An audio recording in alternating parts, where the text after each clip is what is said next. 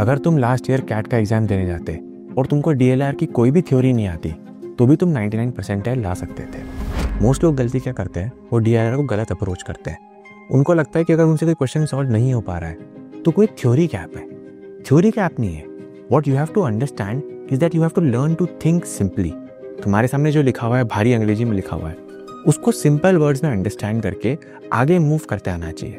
तो इस वीडियो में मैं तुमको इतने क्वेश्चन सॉल्व करके बताऊंगा जिससे तुम 99 परसेंटाइल ला सकते थे with zero theory, with basic logic. और अगर तुम इसी आसान तरीके से कैट क्रैक करना चाहते हो तो मैंने फुल कोर्स बनाया है क्वांट्स और VARC का। और अगर तुम कॉम्बो पैकेज लेते हो तो DLR क्रैश कोर्स तुमको कॉम्प्लीमेंट्री मिलेगा। The numbers 1, 2, 3, 4, 5, 6, 7, 8, 9, 10 are placed in 10 slots in the following grid based on the conditions below। अब देखो 10 नंबर है 1 से लेकर 10 तक और ये 10 प्लेसेस में वो प्लेस्ड है, अलग अलग रोज में, अलग अलग कॉलम्स में। ठीक है। Numbers in any row appear in an increasing order from left to right. जब तुम लेफ्ट से राइट जाओगे तो नंबर्स इंक्रीज होंगे। जब तुम लेफ्ट से राइट जाओगे तो नंबर्स इंक्रीज होंगे। इसका क्या मतलब हुआ? इसका मतलब हुआ, मान लो अगर यहाँ पे 8 है तो यहाँ पे 8 से कोई कम नंबर होना चाहिए, 6 होना चाहिए या 5 होना चाहिए, 8 से कम होना चाहिए। और जब तुम आगे बढ़ोगे तो 8 से कोई बड़ा नंबर होना चाहिए, 9 होना चाहिए या 10 होना चाहिए। इस तरह से काम चल रहा है और ये सारी रोज में फॉलो होगा। मान लो अगर यहाँ 1 है तो यहाँ पे 1 से बड़ा नंबर 3 होना चाहिए। अगर मान लो यहाँ पे 6 है तो यहाँ पे 6 से बड़ा नंबर 7 होना चाहिए। इस तरह से बात चल रही है। लेफ्ट से राइट जाओगे तो नंबर बढ़ना चाहिए। ठीक है। Numbers in any column appear in decreasing order from top to bottom. ऊपर से नीचे आओगे तो नंबर डिक्रीज होंगे, मतलब अगर नीचे से ऊपर जाओगे तो इंक्रीज होगे। यहाँ पे सेम बात लिख रखी है, लेफ्ट से राइट नंबर इंक्रीज होगा और नीचे से ऊपर नंबर इंक्रीज होगा। ठीक है। 1 is placed either in the same row और द सेम कॉलम एज 10। जहाँ 10 आएगा उसके सेम रो में आना चाहिए 1 या फिर उसके सेम कॉलम में आना चाहिए 1। ये एक उन्होंने कंडीशन दे रखी है। मुझे ये बात पता है कि जब मैं लेफ्ट से राइट जाऊँगा तो नंबर बढ़ेगा, जब मैं नीचे से ऊपर जाऊँगा तो नंबर बढ़ेगा। तो सबसे बड़ा नंबर कहाँ होगा मुझे बस ये बता दो। ऑब्वियसली सबसे बड़ा नंबर यही होगा ना, 10 यहाँ पे फिट हो जाएगा। लेफ्ट से राइट इंक्रीज, नीचे से ऊपर इंक्रीज, तो जो कॉर्नर पॉइंट है वो सबसे ज़्यादा इंक्रीज नंबर है जो कि 10 हो गया। ठीक है। Neither 2 nor 3 is placed in the same row और द सेम कॉलम एज 10। 10 के सेम रो और सेम कॉलम में 2 या 3 नहीं है, मतलब या तो ये पोजीशन पे है या तो ये पोजीशन पे या तो ये पोजीशन पे। इन 3 पोजीशन में ही 2 या 3 आएंगे। Neither 7 nor 8 is placed in the same row और द सेम कॉलम एज 9। जहां भी 9 आएगा उसके सेम कॉलम या सेम रो में ना 8 आ सकता है ना 7 आ सकता है। क्या 9 यहाँ पर आ सकता है? नहीं आ सकता है। क्यों? क्योंकि 9 से बड़ा नंबर यहाँ पे चाहिए और 9 से बड़ा नंबर एक ही है 10, और 10 ऑलरेडी यहाँ आ चुका है। तो 9 इस पोजीशन पे नहीं आ सकता। क्या 9 इस पोजीशन पे आ सकता है? ऑब्वियसली नहीं आ सकता। यहाँ भी नहीं आ सकता, यहाँ भी नहीं आ सकता, यहाँ भी नहीं आ सकता, यहाँ भी नहीं आ सकता, यहाँ भी नहीं आ सकता, क्योंकि इन सारी पोजीशन में कोई ना कोई एक ऐसी पोजीशन है जो 9 से बड़ी है और 10 ऑलरेडी ले लिया गया है। तो सीधी सी बात है, 9 दो ही जगह पे आ सकता है। या तो 9 यहाँ आ सकता है या तो 9 यहाँ आ सकता है। दो ही पॉसिबिलिटी बन सकती है। अब देखो, अपन चाहें तो दोनों पॉसिबिलिटीज़ बना के देख सकते हैं। एक काम करता हूँ, मैं एक ग्रीन पॉसिबिलिटी बनाता हूँ जहाँ पे मैंने 9 को यहाँ पे दे दिया। अगर मैं 9 को यहाँ पे दे रहा हूँ तब क्या पॉसिबिलिटी बनती है वो देखते हैं। फिर अगर ये नहीं होगा तो 9 को अगली बार अपन यहाँ दे देंगे और फिर ऐसे सॉल्व कर लेंगे। 4 and 6 are placed in the same रो।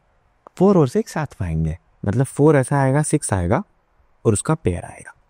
अब अपन सब चीज़ों को फिट करने की कोशिश करते हैं। अब देखो जैसे ही अपन ने यहाँ पे 9 दिया तो 9 के साथ 8 या 7 नहीं आ सकते। तो 7 या 8 ना यहाँ आ पाएंगे ना यहाँ आ पाएंगे। ठीक है भैया, यहाँ पे नहीं आ पाए, यहाँ पे नहीं आ पाए, तो कहाँ आएंगे 7 या 8? 7 8 को यहीं कहीं पे आना पड़ेगा। अब देखो 7 8 अगर वहाँ आते हैं तो एग्जैक्टली कैसे आएंगे? यहाँ 7 आएगा, यहाँ 8 आएगा। क्यों? क्योंकि यार 7 8 को अपन पीछे नहीं लिख सकते। तुमने 4 और 6 को और फिट करना है। तुम या तो यहाँ पे फिट कर सकते हो 4 और 6 को, बट यहाँ नहीं कर पाओगे। क्यों? क्योंकि दो जगह ऑलरेडी 4 6 भर देंगे तो 2 और 3 के लिए जगह नहीं बचेगी। तो 4 और 6 एक ही तरह से फिट हो सकते हैं, इस तरह से। अब 4 6 जैसे ही मैंने लिखा तो मेरे को 2 और 3 की भी क्लैरिटी मिल गई। यहाँ 2 आएगा, उससे बड़ा 3 राइट में आएगा। ठीक है। क्या ये वाले कॉलम में इंक्रीजिंग वाली कंडीशन सेटिस्फाई हो पा रही है क्या? यहाँ से यहाँ पे क्या इंक्रीज हो रहा है? नहीं हो रहा है। 4 के बाद 3 छोटा हो गया, फिर 8 बड़ा हो गया। इसका मतलब क्या? इसका मतलब ये कि जैसे ही मैं 9 यहाँ दूंगा, मुझे मजबूरन 7 और 8 यहाँ देना पड़ेगा, और 7 और 8 को वहाँ देख के मेरे पास सिर्फ एक जगह बचेगी 4 और 6 की, ये वाली। और जैसे ही 4 और 6 यहाँ आ जाएगा, ये 3, 4, 8 ये इंक्रीजिंग नहीं बचेगा। इसका मतलब जो मेरा इनिशियल अजम्पशन था कि 9 को यहाँ देना है, वो सही नहीं है। तो ग्रीन वाली कंडीशन तो गलत हो गई। ग्रीन वाली कंडीशन जैसी गलत हुई तो तुम बोलोगे यार 9 वहाँ नहीं हो सकता, तो 9 को मजबूरन मेरे को यहाँ पे देना पड़ेगा। अब मैंने 9 कंडीशन बनाई, ब्लू वाली कंडीशन, जहाँ मैंने 9 यहाँ पे दे दिया। ठीक है, 9 जैसी वहाँ पे दिया, अब मैं 8 और 7 को सेम रो सेम कॉलम में नहीं दे सकता। तो सीधी सी बात है, मैं यहाँ पे नहीं दे सकता 8 और 7 को, यहाँ नहीं दे सकता, और ऑब्वियसली फिर यहाँ भी नहीं दे पाऊंगा। मतलब मुझे 8 और 7 को इस तरह से देना पड़ेगा। ठीक है, तो 8 और 7 मैंने यहाँ पे दे दिया, ये 8, 7 की कंडीशन सेटिस्फाई। अब 4, 6 को अपन फंसाने की कोशिश करते हैं। 4, 6 या तो यहाँ फंस सकता है, पर फिर 2, 3 के लिए जगह नहीं बच पाएगी, या फिर 4, 6 यहाँ पे फंस सकता है। 7 को 2 रो, 4 और 6 वहाँ रख देते हैं, कोई दिक्कत की बात नहीं है। मेरे पास 2, 3 बचा है, 1 और 5 बचा है। मुझे पता है 10 के सेम रो या सेम कॉलम में बनाना चाहिए। तो अगर यहाँ पे 1 नहीं आ रहा है तो ऑब्वियसली 1 जो है वो यहाँ पर आ जाएगा। ठीक है, जैसे ही 1 यहाँ पर आ गया, मेरे पास 2, 3 और 5 बचे। अब 2, 3 इधर भी आ सकता है, 2, 3 इधर भी आ सकता है, और ऑब्वियसली 5 बड़ा है तो 5 ऊपर की तरफ आएगा और राइट की तरफ आएगा। अगर मैं यहाँ पे 5 रख देता हूँ तो 2 और 3 किसी भी ऑर्डर में आ सकते हैं। यहाँ पे भी 2 और 3 आ सकते हैं, यहाँ पे भी 2 और 3 आ सकते हैं। दोनों ही केस में कंडीशन सेटिस्फाई हो जाएगी। ठीक है, अब अपन ने पूरा सेट सॉल्व कर दिया। अब अपन क्वेश्चन देख लेते हैं। What is the row number which has the least sum of numbers placed in that row? तो देखो, यहाँ पे भी बहुत सारा सम है, यहाँ भी बहुत सारा सम है, यहाँ भी बहुत सारा सम है। जो रो 4 है उसका मिनिमम सम है, दैट इज 1। तो हमसे रो नंबर पूछा था, तो द आंसर इज 4। ठीक है, which of the following statement must be true? 10 is placed in a slot in row 1। Row 1 की स्लॉट में 10 है, बिल्कुल सही है, फर्स्ट स्टेटमेंट ट्रू है। 1 is placed in a slot in row 4, बिल्कुल सही बात है, ये भी ट्रू है। तो both 1 and 2 is the right answer. Which of the following statements must be true? 2 is placed in a slot in column 2। 2 column 2 में है, जरूरी नहीं है 2 या 3 किसी भी ऑर्डर में आ सकते हैं। 3 is placed in a slot in column 3, 3 भी कॉलम 2 में भी आ सकता है, कॉलम 3 में भी आ सकता है। तो दोनों ही स्टेटमेंट मस्ट बी ट्रू नहीं है, तो neither 1 nor 2 is the right answer. ठीक है, for how many slots in the grid placement of numbers can not be determined with certainty? तो 10 में से कितने स्लॉट है जहां अपने को श्योरिटी नहीं है? अपने को बस ये 2 स्लॉट में श्योरिटी नहीं है कि किस ऑर्डर में आएंगे, बाकी सब तो सारे पॉसिबल हो सकते हैं। तो 2 ऐसे स्लॉट हैं, therefore 2 is the right answer. What is the sum of numbers placed in column 4? Column 4 में क्या सम है? 10, 18, 18 प्लस 8 इज 26, तो 26 इज द राइट आंसर। अब ये वाला क्वेश्चन देखो, बड़ा ही सिंपल सा क्वेश्चन है। तुमको बेसिक टेबल बनाते आनी चाहिए, बेसिक एवरेज निकालते आना चाहिए, सम निकालते आना चाहिए, क्यूमुलेटिव सम निकालते आना चाहिए, बाकी तो सिंपल सा क्वेश्चन है। An online e-commerce firm receives daily integer product ratings from 1 through 5 given by buyers. The daily average is the average of ratings given on that day. Daily average का मतलब क्या? सारी रेटिंग्स का सम निकाल लो, तो total sum मिल जाएगा तुमको, divided by number of people. जितने नंबर ऑफ लोगों ने वो रेटिंग दी है उससे उसको डिवाइड कर लो, तो तुमको एवरेज की वैल्यू मिल जाएगी। The cumulative average is the average of all ratings given on और बिफोर दैट डे।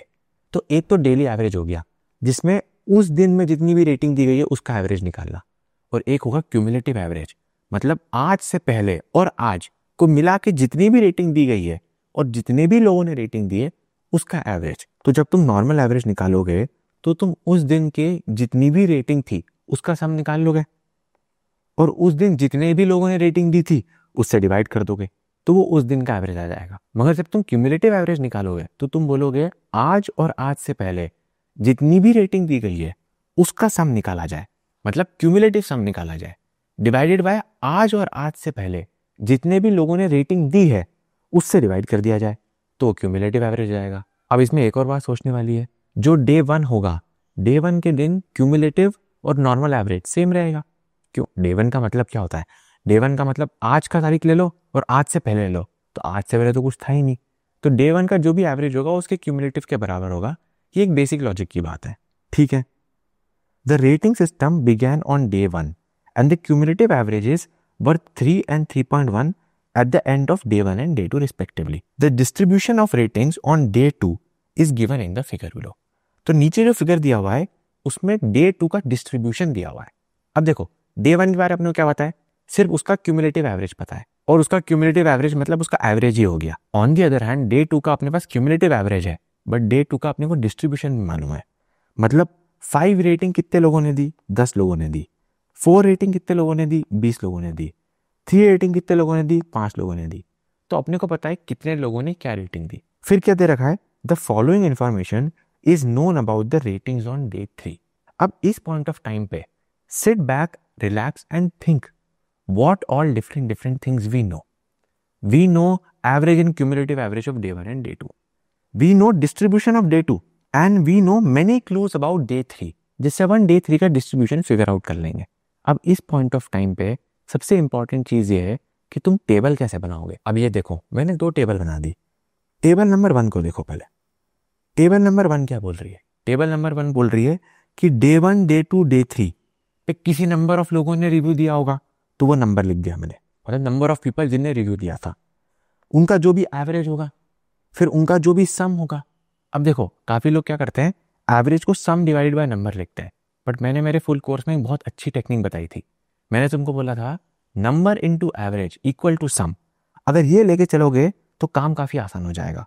तो मैंने उसी फॉर्मेट में लिखा है, ये नंबर मतलब कितने लोगों ने रिव्यू दिया, ये एवरेज मतलब एवरेज क्या रिव्यू था, तो number into average equal to sum. फिर मैंने लिख दिया क्यूमुलेटिव सम। अब ऑब्वियसली डे 1 का क्यूमुलेटिव सम और डे 1 का सम सेम ही रहेगा, बट आगे जाके जैसे डे 2 की अगर बात करी जाए तो डे 2 का क्यूमुलेटिव सम का क्या मतलब हुआ कि डे 1 का सम ले लो प्लस डे 2 का सम ले लो, यही बात हो गई। और डे 3 की क्यूमुलेटिव सम का मतलब क्या हुआ कि डे 1 का सम ले लो प्लस डे 2 का सम ले लो प्लस डे 3 का सम ले लो, वो डे 3 का क्यूमुलेटिव सम हो गया, ठीक है। और फिर क्यूमुलेटिव एवरेज हो गया। क्यूमुलेटिव एवरेज का मतलब क्या कि यार जितना भी क्यूमुलेटिव सम आया है डिवाइडेड बाय क्यूमुलेटिव नंबर।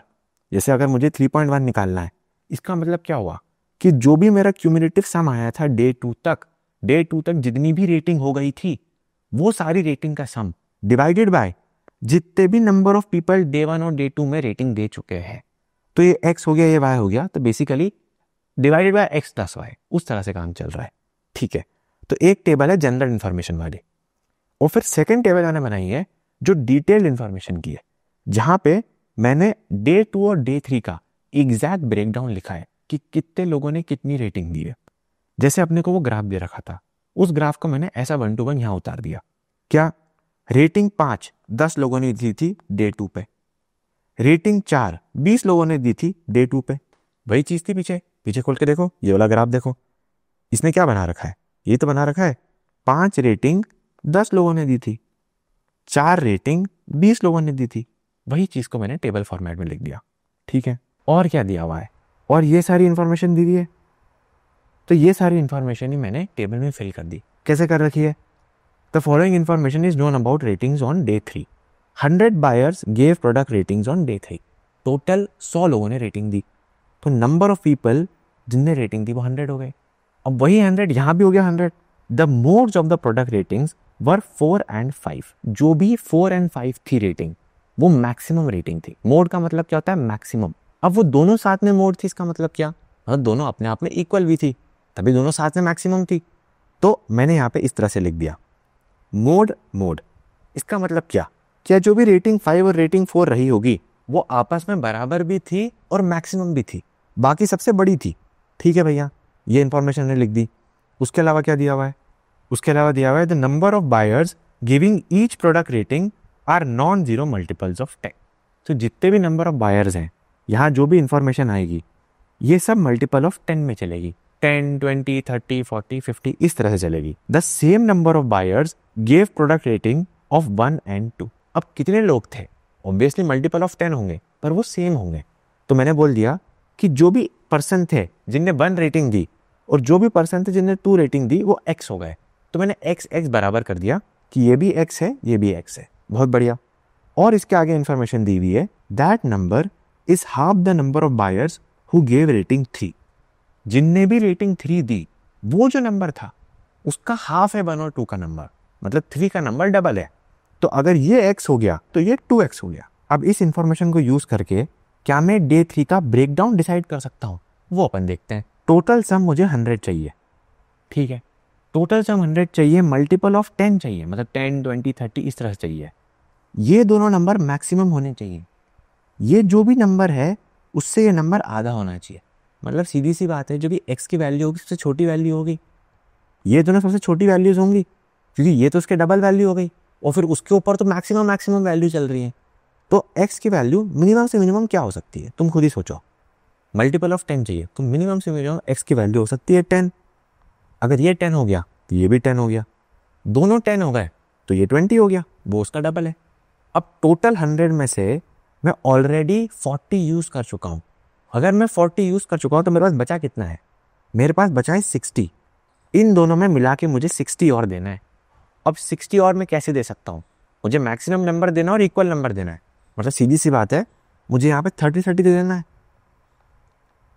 ये 30 30 20 10 10 वाला केस जो है ये बिल्कुल वैलिड केस। लेट्स से मैं x की वैल्यू 10 की जगह कुछ और देता हूँ, नेक्स्ट वैल्यू देता हूँ 20। 10 के मल्टीपल में है तो नेक्स्ट वैल्यू 20 दे सकता हूँ। अब 20 अगर मैं यहाँ पे देता हूँ तो ये भी 20 हो जाएगा, तो ये 40 हो जाएगा। अब टोटल 100 में से मैं ऑलरेडी अगर 80 यूज कर चुका हूँ तो मेरे को 20 ही बचेगा यहाँ बांटने के लिए। और अगर मैं 20 बांटता हूँ इक्वली 10 10 करके, तो यार ये मोड नहीं हो पाएगा, ये मैक्सिमम नहीं हो पाएगा। तो सीधी सी बात है, एक ही केस पॉसिबल है जब मैंने x की वैल्यू 10 दे दी। अब जो डिस्ट्रीब्यूशन अपने को ग्राफ से दिया था यहाँ पे, वो अपन ने वो सारी कंडीशन को देख के डायरेक्टली भी फिगर आउट कर लिया। अब टोटल यहाँ पे 100 लोग हैं। अपन एक काम करते हैं, सारी टेबल सब कुछ फिल करने की कोशिश करते हैं। पहले अपन इस टेबल को फिल करने की कोशिश करते हैं। इस टेबल में टोटल यहाँ पे 100 लोग थे डे 3 में। डे 2 में टोटल कितने लोग थे, 5 रेटिंग 10 लोगों ने दी, 4 रेटिंग 20 लोगों ने दी, 3 रेटिंग 5 लोगों ने दी, 2 रेटिंग 10 लोगों ने दी और 1 रेटिंग 5 लोगों ने दी। तो टोटल कितने लोगों ने रेटिंग दी, इन सब का सम कर लो, 10 + 20 + 5 + 10 + 5, टोटल 50 लोगों ने रेटिंग दी। बहुत बढ़िया। अब मैंने यहाँ पे एक रेटिंग सम लिखा हुआ है। ये रेटिंग सम का क्या मतलब हुआ, रेटिंग सम का बेसिकली मतलब ये हुआ कि उस दिन का टोटल सम अपन निकालने की कोशिश कर रहे हैं। देखो 10 लोगों ने 5 रेटिंग दी थी डे 2 पे, मतलब सिर्फ 5 रेटिंग का टोटल सम कितना आ जाएगा। अगर मैं डे का टोटल सम निकालता हूँ, सारी रेटिंग्स का सम निकालता हूँ, तो पहले 5 का सम निकालता हूँ, तो 5 का टोटल कितना सम आएगा, 5 5 5 5 ऐसे 10 बार आएगा, तो टोटल 50 सम आ जाएगा from 5 rating on day 2। Similarly 20 × 4 ये कितना हो गया, यहाँ 80 आ जाएगा, यहाँ 15 आ जाएगा, यहाँ 20 आ जाएगा और यहाँ 5 आ जाएगा। सेम लॉजिक डे 3 में भी लग सकता है। टोटल सम मेरे पास यहाँ पे 150 आ गया, यहाँ पे 30 × 4 120 आ गया, 20 × 3 60 आ गया, 10 × 2 20 आ गया और 10 × 1 10 आ गया। बहुत बढ़िया।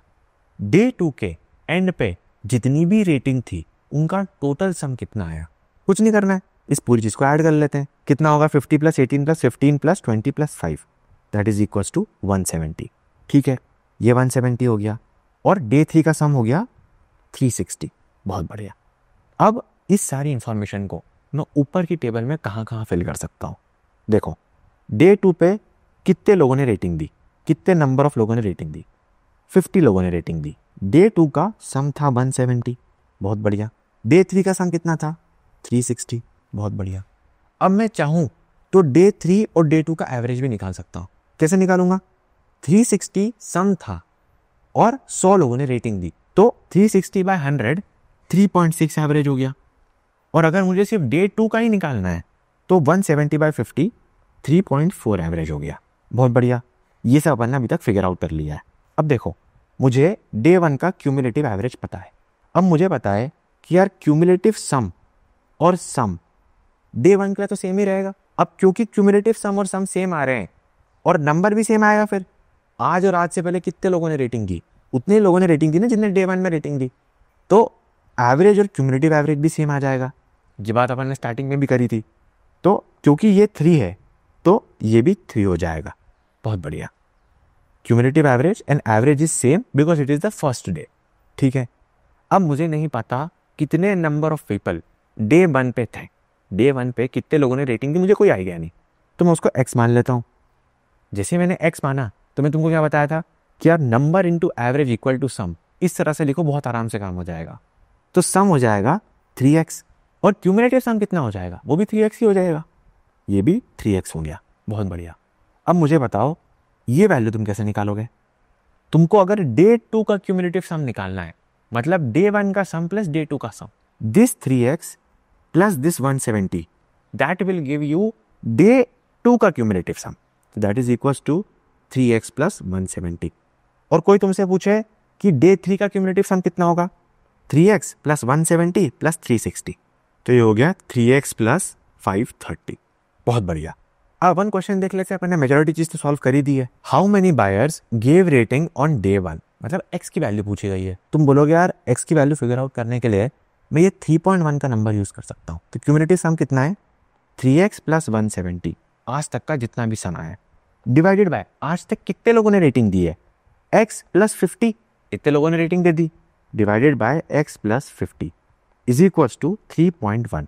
इस क्वेश्चन को सॉल्व कर लो, इसको उधर मल्टीप्लाई कर देते हैं, 3x plus 170 is equals to 3.1x plus 155, तो 0.1x इज इक्वल्स टू 15, तो x की वैल्यू आ गई 150। बहुत बढ़िया। अपने से पूछा गया था डे 1 पे कितने लोगों ने रेटिंग दी, 150 लोगों ने रेटिंग दी, तो 150 इज द राइट आंसर। यहाँ लिख भी देते हैं 150। अब जैसे ये 150 हो गया तो ये वैल्यूज को भी अपन चेंज कर सकते हैं, ये हो गया 450, ये हो गया 450। नेक्स्ट क्वेश्चन देखते हैं, what is the daily average rating of day 3, day 3 की एवरेज रेटिंग कितनी है 3.6, तो 3.6 इज द राइट आंसर। बहुत बढ़िया। नेक्स्ट देखते हैं, what is the median of all ratings given on day 3। अब देखो 10 लोगों ने 1 रेटिंग दी, मतलब ऐसे 1 1 1 1, ऐसे टोटल कितनी रेटिंग्स है, ऐसे टोटल 10 रेटिंग्स हैं, ठीक है। फिर 2 2 2 2 भी 10 होंगे, 2 2 2 2, ऐसे कितने रहेंगे, ऐसे भी 10 रहेंगे। फिर 3 3 3 कितने रहेंगे, 3 3 3 3, ऐसे 20 रहेंगे। मीडियन का मतलब अगर मैं असेंडिंग ऑर्डर में लिखता हूँ तो मिडिल वाली वैल्यू क्या रहेगी, बेसिकली इन 100 लोगों में से मिडिल वाली वैल्यू यानी 50th वैल्यू कौन सी रहेगी। 10 तो 1 हो गए, फिर 10 2 हो गए, फिर 20 3 हो गए, अभी तक 40 हो चुके हैं। 50वां मुझे देखना है, 41st रेटिंग कौन सी होगी अगर मैं असेंडिंग ऑर्डर में लिखता हूँ। 41st रेटिंग होगी 4, और ऐसे 4 4 4 4 चलता रहेगा, और ऐसे कितने रहेंगे टोटल 30 रहेंगे, और 41 42 43 44 all the way till 70th rating, क्योंकि 30 रहेंगे ना, 70th रेटिंग जो रहेगी वो सारी 4 रहेगी। और फिर 70 से लेके 100 तक जाओगे तो तुम्हारी 5555 की रेटिंग हो जाएगी, मतलब 30 और आ जाएंगे, कौन से 5555, इस तरह से चलता रहेगा। मुझे तो मिडिल वैल्यू निकालनी है, मीडियन वैल्यू निकालनी है, मतलब 4 की जो रेटिंग रहेगी वो 50th वैल्यू पर आएगी। यहाँ पे ये तो 41 हो गया, 42 हो गया, यहाँ पे कहीं ना कहीं 50th वैल्यू होगी जिसकी रेटिंग होगी 4, तो 4 इज द राइट आंसर। बहुत बढ़िया। नेक्स्ट क्वेश्चन देखते हैं, विच of the following is true about the cumulative average of ratings day 2 and day 3। अब डे 2 और डे 3 की क्यूमुलेटिव एवरेज रेटिंग निकालने के लिए बोला गया है और उसके बारे में अलग अलग कंडीशन दी हुई है, ठीक है। एक काम करते हैं, इसकी क्यूमुलेटिव एवरेज तो निकाल रखी है, इसकी क्यूमुलेटिव एवरेज निकाल लेते हैं। कैसे निकालेंगे, अपने को पता है x की वैल्यू 150 है, मतलब 3 into 150 plus 530 that is equals to 980, तो 980 हो गया क्यूमुलेटिव सम। और अगर मुझे क्यूमुलेटिव एवरेज निकालना है तो क्यूमुलेटिव सम डिवाइडेड बाय अभी तक जितने भी लोगों ने रेटिंग दे दी है, कितने लोगों ने रेटिंग दे दी है 150 प्लस 50 प्लस 100, टोटल 300 लोगों ने रेटिंग दे दी है, तो 980 डिवाइडेड बाय 300, 3.2666, ये तुम्हारी आ गई क्यूमुलेटिव एवरेज टिल डे 3। अब मुझे क्या क्या ऑप्शन दिए हुए हैं वो सारे ऑप्शन में चेक कर लेता हूँ। The cumulative average of day 3 increase bye less than 5% from day 2। जो डे 2 है उससे डे 3 का क्यूमुलेटिव एवरेज कितना बड़ा है। अब देखो मैंने तुमको फुल कोर्स में क्या बताया था कि यार जब भी तुमको इन दोनों नंबर्स में कंपेयर करना है कि वो कितना बड़ा है तो तुमको मल्टीप्लिकेशन फैक्टर का कॉन्सेप्ट समझाया था। 3.266 इसको डिवाइड कर दो 3.1 से, कैलकुलेटर में डाल दो, क्या वैल्यू निकल कर आएगी, वैल्यू निकल कर आएगी 1.053, मतलब ये इससे 5.3% मोर है। अब ऑप्शन में क्या क्या दिया हुआ है कि यार डे 2 से डे 3 जो है वो लेस देन 5% है, लेस देन 5% नहीं है, मोर देन 5% है। तो ऑप्शन ए गलत हो गया। The cumulative average of day 3 increase by more than 8% from day 2, ये भी गलत है। The cumulative average of day 3 increased by a percentage between 5% and 8% from day 2, बिल्कुल सही बात है। Therefore C is the right answer. Logic का question है, करते जाओ, आराम से सॉल्व हो जाएगा। The above is the schematic diagram of walkways indicated by all the straight lines and lakes, 3 of them each in the shape of rectangles, shaded in the diagram. तो जो भी shaded region है, जैसे ये lake हो गए और बाकी सारे walkways हो गए जहाँ पे तुम walk कर सकते हो। Different points on the walkway are indicated by letters A through P, with distances being OP equal to 150 meter, ON equal to MN equal to 300 meter, ML is equals to 400 metre, EL is equals to 200 metre and D is equals to 400 metre. तो ये 150 दिया हुआ है, ये 300 दिया हुआ है, ये 300 दिया हुआ है, ये 400 है, ये 200 है और ये 400 है। ठीक है, इसके अलावा एडिशनल इन्फॉर्मेशन क्या दी हुई है, C is the only entry and exit point, तो C से ही एंट्री या एग्जिट कर सकते हैं। ठीक है, there are many residencies within the gated area, all of them are located on the path AH and ML, with 4 of them being at AHML। तो AHML ये रेसिडेंसीज है, यहाँ पे लोग रहते हैं और इस पार्ट पे भी लोग रहते हैं। ठीक है, the post office is located at P and bank is located at B। तो ये पोस्ट ऑफिस हो गया, ये बैंक हो गया। तो जो पूरी इन्फॉर्मेशन है ये दी हुई है, ये इन्हें ड्रॉ कर रखा है। एक काम करते हैं, जो इन्फॉर्मेशन है उसको परमानेंट कर दिया। अब ये सारे मैंने परमानेंट लोकेशन बना दिए, जहाँ पे ये जो है ये रेसिडेंसी बता रही है और ये लाइन रेसिडेंसी बता रही है, ये भी रेसिडेंसीज हैं, ये लाइन रेसिडेंसीज है और बाकी सब 400, 400, 200 ये सब अपन ने लिख दिया है। अब देखो इसमें जो डायगोनल वाला रास्ता है उसकी भी लेंथ अपन निकाल सकते हैं। जैसे ये 300 है और अगर ये 400 है तो ये भी 400 हो गया, तो पाइथागोरस थ्योरम लगा सकते हैं। तो ये वैल्यू आ जाएगी यहाँ पे 500, तो ये 500 है। और सिमिलरली तुम ये भी निकाल सकते हो, अगर ये 150 है और ये 200 है तो डायगोनल की लाइन आ गई 250। बहुत बढ़िया। तो अब मेरे को पूरी की पूरी सारी इन्फॉर्मेशन इसमें रिप्रेजेंट कर दी है। अब सीधे अपन क्वेश्चंस पे आते हैं, सीधे क्वेश्चन सॉल्व करते हैं। One resident whose house is located at L needs to visit the post office as well as the bank. What is the minimum distance in meter he has to walk starting from his residence and returning back to his residence after visiting both post office and bank? तो इसको post office भी जाना है और bank भी जाना है, minimum distance cover करनी है। अब देखो सीधी सी बात है, तुमने पाइथागोरस थ्योरम पढ़ी थी, जब तुमने जनरली डायगोनल कॉन्सेप्ट पढ़ा था तो तुमने क्या समझा था कि अगर तुमको मान लो इस पॉइंट से इस पॉइंट तक मैक्सिमम डिस्टेंस में आना है तो तुम पहले ऐसे नीचे जाओगे फिर ऐसे लेफ्ट आओगे, सीधी सी बात है। और अगर मिनिमम डिस्टेंस से जाना है तो तुमको हाइपोटेन्यूज से आना होगा। बेसिक आइडिया क्या है, हाइपोटेन्यूज जो होता है वो मिनिमम डिस्टेंस होता है, शॉर्टेस्ट डिस्टेंस होता है। तो इस तरह से तुम हाइपोटेन्यूज से आ सकते हो या डायगोनल से आ सकते हो। तो जब तुम्हें मिनिमम डिस्टेंस लेनी है और कहीं भी तुम ऐसी जगह पे पहुंच गए जहां तुमको K से O पे जाना है तो तुम डायगोनल ले लेना, या फिर अगर तुमको I से G पे जाना है तो तुम डायगोनल लेना। उसके अलावा तुम्हारे पास कुछ ऑप्शन ही नहीं है, उसके अलावा तुमको तो ऐसी लाइंस पे चलना पड़ेगा। तो नॉर्मल लाइंस पे चलते रहो, बेसिक लॉजिक लगाते रहो।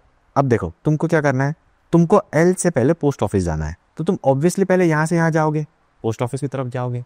अब तुम्हारे पास दो ऑप्शन है, तुम चाहो तो ऐसे करके जा सकते हो, पर इससे कोई फ़ायदा नहीं, मुझे मिनिमम डिस्टेंस लेना है तो मैं ऑब्वियसली डायगोनल ले लूँगा। मैंने डायगोनल ले लिया, डायगोनल लेने के बाद फिर मेरे पास कोई ऑप्शन नहीं बचा, मुझे फिर ये लाइन लेनी पड़ेगी। तो L से पोस्ट ऑफिस तो यहाँ तक पहुँच गया मैं। अब मुझे क्या करना है, पोस्ट ऑफिस से बैंक जाना है। पोस्ट ऑफिस से अगर बैंक जाना है तो मेरे पास क्या ऑप्शन है, ऊपर जाना है, तो पोस्ट ऑफिस से मैं यहाँ ऊपर चला गया। अब अगर मुझे बैंक जाना है तो I के बाद G होते हुए जाना है, तो ऑब्वियसली मैं यहाँ पर डायगोनल लूँगा। फिर मैंने डायगोनल ले लिया, फिर यहाँ से मैं बैंक चला गया। अब एक बार मैं बैंक पहुँच गया, अब वहाँ से मुझे वापस L पर आना है। अब L पर आने के लिए क्या करना पड़ेगा, राइट भी जाना है नीचे भी आना है। तो मैं ऐसे करके भी L पे आ सकता हूँ या फिर मैं ऐसे करके भी L पे आ सकता हूँ। कैसे भी आऊँ कोई फ़र्क नहीं पड़ता, सेम ही डिस्टेंस होगी। राइट में भी जाना ही है मेरे को 2 ब्लॉक, ऐसा ऐसा राइट में जाना ही है और 2 ब्लॉक नीचे भी आना ही है, कैसे भी आ जाऊँ। तो ये डिस्टेंस है L से पोस्ट ऑफिस, पोस्ट ऑफिस से बैंक और बैंक से L का, ये डिस्टेंस अपन ऐड कर लेते हैं। तो यहाँ से यहाँ तक की डिस्टेंस 300। अब ये 300 है तो ऑब्वियसली ये भी 300 है, तो ऑब्वियसली ये भी 300 है। ये बात तो तुमको पता होनी चाहिए, पैरेलल रेक्टेंगल है सारे। यहाँ से यहाँ तक 300 plus 500 plus 150 plus 400 plus 250 plus this is also 400 plus 300 plus 300 plus 400 plus 200 that is equals to 3200। तो 3200 is the right answer. Next question देखते हैं। नेक्स्ट क्वेश्चन में क्या है, 1 person enters the gated area. अब देखो गेटेड एरिया एंटर करने का और एग्जिट करने का एक ही तरीका है, सी। तो सी से उसने एंटर किया है, ठीक है, and decides to walk as much as possible before leaving the area without walking along any path more than once and always walking next to one of the lakes. Note that he may cross multiple point at multiple times, ठीक है। How much distance in meter will he walk within the gated area. C से तुम क्या कर सकते हो, दो ही रास्ते जा सकते हो, या तो तुम राइट जा सकते हो या तो तुम नीचे जा सकते हो। अब तुमको मैक्सिमम डिस्टेंस कवर करनी है। तुम मान लो अगर नीचे जाते हो तो नीचे जाने के बाद तुम्हारे पास क्या ऑप्शन बचेगा, राइट जाना या लेफ्ट जाना। और तुम क्या चाहते हो, कोई भी डिस्टेंस तुम्हें डबल से नहीं चलनी है। तो अगर तुम यहाँ नीचे आके इस लेक के आसपास घूम भी लेते हो तो भी तुम्हारे पास क्या ऑप्शन बचेगा, यहाँ से वापस ऊपर जाने का। तुम ये नीचे वाली लेक कवर नहीं कर पाओगे, और अगर तुम नीचे वाली लेक कवर नहीं कर पाओगे मतलब कहीं ना कहीं तुम्हारा कुछ डिस्टेंस छूट जाएगा। और तुमको यहाँ पे दिया हुआ है कि you have to get the maximum distance. मैं यहाँ से राइट निकल जाऊँगा, राइट निकला, नीचे आया, लेफ्ट आया, बहुत बढ़िया। अब यहाँ से कहाँ जाऊँ, यहाँ से वापस नीचे चले जाता हूँ, नीचे वाली लेक कवर कर लेता हूँ ना। ये वाली पूरी नीचे वाली मैंने लेक कवर कर ली, फिर वापस ऊपर आ गया। मैं पॉइंट रिपीट कर सकता हूँ, मैं के पॉइंट पे वापस से आ सकता हूँ, पर मैं लाइन रिपीट नहीं कर सकता। मैं वापस से इस लाइन पे ऊपर नहीं चल सकता। तो ठीक है, कोई लाइन रिपीट करने की ज़रूरत भी नहीं है। के तक पहुँचे, के तक पहुँचना फिर लेफ्ट निकल जाओ, फिर ऐसे चले जाओ और फिर वापस ऊपर आ जाओ। तो ये कितनी डिस्टेंस हो गई, ये 400 बाय 300 का रेक्टेंगल है, तो इसका पेरीमीटर कितना हो गया 1400। इसका पेरीमीटर कितना हो गया, इसका भी 1400 हो गया। इसका पेरीमीटर कितना हो गया 1000 हो गया। तो 1000 plus 1400 plus 1400 3800 is the right answer. Next देख लेते हैं। One resident takes a walk within the gated area starting from A and returning to A without going through any point other than A more than once. किसी भी point पे मोर than once नहीं जा सकते। एक बार किसी point पर आ गए फिर वापस उस पॉइंट पे नहीं जा सकते। पिछले वाले नहीं जा सकते थे मगर इस वाले में अलाउड नहीं है। What is the maximum distance she can walk in this way. अब ए से मुझे जाना है तो मैं ऑब्वियसली ए से यहाँ से निकलूंगा और घूम के वापस ए पर आऊँगा। अपन अगर राइट साइड निकलते हैं, बी तक आने के बाद क्या समझदारी है, क्या सीधे सीधे चलना समझदारी है कि इस पूरे के पूरे रेक्टेंगल का पेरीमीटर कन्वर्ट करना समझदारी है। बी से सी तुम सीधे भी जा सकते थे, पर अगर तुम नीचे होके जाओगे तो ज़्यादा डिस्टेंस मिल जाएगी और तुम कोशिश कर रहे हो मैक्सिमम डिस्टेंस निकालने की। ठीक है, तो हम सी पर आ गए। अब मेरे को सारे पॉइंट भी कवर करने हैं। अगर मुझे मैक्सिमम डिस्टेंस करनी है तो जितने पॉइंट मैं कवर कर सकता हूँ मैं कवर करने की कोशिश करूँगा और मैक्सिमम डिस्टेंस भी लाने की कोशिश करूँगा, तो घूम फिर के जाने की कोशिश करूँगा। अब सी से डी जाने का एक ही रास्ता बचा है क्योंकि वापस नहीं आ सकते। अब वहाँ से तुम नीचे आ जाओ यहाँ पे। अब नीचे आने के बाद अगर तुम इधर निकलते हो तो तुम वापस एफ पे टच हो जाओगे, वो अलाउड नहीं है। तो एक काम करो और नीचे आ जाओ, ये डिस्टेंस भी कवर कर लो। अब यहाँ नीचे आने के बाद तुम्हारे पास दो ऑप्शन है। तुम चाहो तो ऐसे करके जा सकते हो या तुम चाहो तो ऐसे करके जा सकते हो। अब अगर तुम ऐसे करके जाते हो तो तुम वापस ऊपर आने की गुंजाइश नहीं रख पाओगे। तो अगर तुमको वापस ऊपर आना है, ये वाली लाइन भी कवर करनी है, तो तुम कोशिश ये करो कि तुम यहाँ से बाहर निकल जाओ, एकदम कोने पर आ जाओ, यहाँ से पीछे आ जाओ और यहाँ से वापस ऊपर आ जाओ। अगर तुम यहाँ से सीधे लेफ्ट निकल जाते तो तुम एल के और के एन कवर करवाते, दो ही लाइन कवर कर पाते, पर यहाँ पर तुम 3 लाइन कवर कर ली। तो तुम यहाँ से नीचे निकल गए और ये तुमने 3 लाइन कवर कर ली। 3 लाइन कवर करने के बाद अब यहाँ से क्या डायगोनल लेना समझदारी है? बिल्कुल समझदारी नहीं है। डायगोनल तो शॉर्टेस्ट रूट है ना, हमको तो लंबे से लंबा पाथ लेना है। तो अब मैं यहाँ से ऐसे निकल गया और नीचे आ गया। मैं कोशिश कर रहा हूँ कि मैं मैक्सिमम से मैक्सिमम किसी भी शेप और किसी भी फिगर का पूरा पेरीमीटर ले लूँ और घूम के वापस ना हो। घूम के वापस आ जाऊँगा तो पॉइंट रिपीट हो जाएगा। तो कोशिश ये करना है कि रेक्टेंगल की 3 साइड तो लेनी है। तो इस रेक्टेंगल की भी 3 साइड ले लिया अपन ने, इस रेक्टेंगल की भी 3 साइड ले ली अपन ने, इस रेक्टेंगल की भी 3 साइड ले ली। बड़े बड़े रेक्टेंगल की बड़ी बड़ी 3 साइड ले ली अपन ने।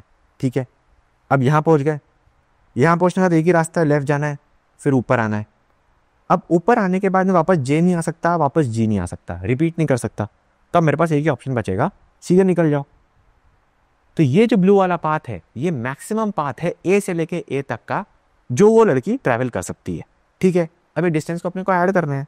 क्या है, 150 plus 400 plus 300 plus 400 plus 300 plus 400 plus 200 plus 400 plus 300 plus 400 plus 300 plus 400 plus 150 plus 400 plus 200 plus 400। इस पूरी चीज़ को तुम ऐड कर लोगे तो आंसर मिलेगा 5100, which is the right answer. Next question देख लेते हैं। Visitors coming for morning walks are allowed to enter as long as they do not pass by any residencies and do not cross any point except C. अब C से आ रहा है तो सी वापस cross करना पड़ेगा बाहर निकलने के लिए, और विजिटर है तो बाहर से ही आ रहा है, सीधी सी बात है। मोर देन वंस, तो किसी भी पॉइंट को मोर देन वंस क्रॉस नहीं कर सकते, और ये रेसिडेंसी वाला इलाका क्रॉस नहीं कर सकते। तो AH पे नहीं जा सकते, LM पे नहीं जा सकते, और ये डिस्टेंस पे नहीं जा सकते। यहाँ पे लोग रहते हैं, ये रेसिडेंसी, ये अलाउड नहीं है, ठीक है। What is the maximum distance in metre such a visitor can walk within the gated area. तो अगर सी से कोई आ रहा है और सी से ही निकल रहा है, AH LM पे जाना अलाउड नहीं है, तो क्या मैक्सिमम डिस्टेंस चल सकता है? अब देखो, सी से क्या कर सकते हो तुम? राइट निकल सकते हो, नीचे निकल सकते हो, लेफ्ट निकल सकते हो। तुम मुझे बताओ, नीचे निकलने का कोई फ़ायदा है क्या? नीचे निकलने का कोई फ़ायदा नहीं है, क्योंकि जब तुम नीचे निकलोगे तो तुम या तो राइट जा सकोगे या लेफ्ट जा सकोगे। तुम ये पोटेंशियल मिस कर दोगे, तुम वो साइड वाला पोटेंशियल मिस कर दोगे। तो ऑब्वियसली नीचे डायरेक्टली जाने का फ़ायदा नहीं है। डायरेक्टली तुम राइट जाओ, घूम फिर के लेफ्ट से आओ, ताकि तुम पूरा विड्थ कवर कर पाओ, ठीक है। तो मैं पहले यहाँ से राइट D चला गया, फिर नीचे आ गया। तो क्या तुम E पहुँचने के बाद L की तरफ जा सकते हो? नहीं जा सकते, ये पार्ट तो अलाउड ही नहीं है ना। और मुझे कोई दिक्कत नहीं है ना, मैंने रेक्टेंगल की 3 साइड कवर कर ली, बढ़िया है मेरे लिए। तो फिर मैं यहाँ से नीचे आ गया। अब यहाँ से नीचे आने के बाद मैं राइट नहीं जा सकता, क्यों? क्योंकि फिर L पे पहुँच जाऊँगा, तो वो अलाउड नहीं है, ठीक है। तो एक काम करते हैं, और नीचे चले जाते हैं, फिर यहाँ से लेफ्ट निकल जाते हैं। फिर यहाँ से अब मैं ऊपर जाके लेफ्ट जाके ऐसे जा सकता हूँ, पर फिर मैं H पहुँच जाऊँगा, तो वो पॉसिबल नहीं है। यहाँ से लेफ्ट चला गया, फिर ऊपर चला गया। अब यहाँ से मैं H की तरफ नहीं जा सकता, कोई बात नहीं, यहाँ से अपन इधर मुड़ जाते हैं।